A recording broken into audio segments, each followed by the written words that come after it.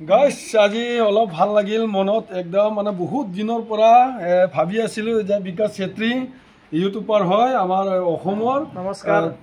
তেওঁক লগ পাবৰ কাৰণে বহুত ইচ্ছা আছিলে। আজি ঈশ্বৰে আমাক মুলাকাত কৰি দিলে দুজনকো। আমি দুজনো এতিয়া ফুৰি আছোঁ। তেওঁ আহিল, মই ৰাস্তাত ফুৰি থাকোঁতে গম পালোঁ যে বিকাশ চেত্ৰী আহি আছে বুলি।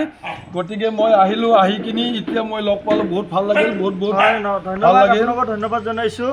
আৰু ৰবীন দালৰ কথা হৈ থাকে আমাৰ বহুত দিনৰ আমাৰ প্লেনিং হৈ আছিলে আৰু এতিয়া আমি আৰু কথা পাতিলোঁ।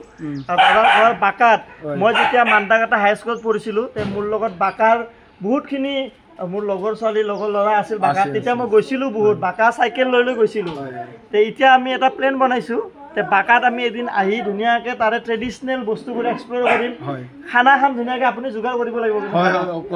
খানা ধুনীয়াকৈ গাহৰি খাই একদম গাহৰি বাঁহত দি ধুনীয়াকৈ গাহৰি হওক আৰু ট্ৰেডিশ্যনেল বস্তু কিছুমান আপোনালোকৰ ট্ৰেডিশ্যনেল বস্তু এনেকৈ খাম আৰু ধুনীয়াকৈ বাকাখন আমি ধুনীয়াকৈ এক্সপ্ল'ৰ কৰি পেলাই সকলোকে দেখাম নেকি? একদম ভাল লাগিব। দাদাক শুভেচ্ছা থাকিব, দাদাৰ যাতে আৰু ভাল ভাল ভিডিঅ' বনাই আপোনালোকক দেখাই থাকিব পাৰে।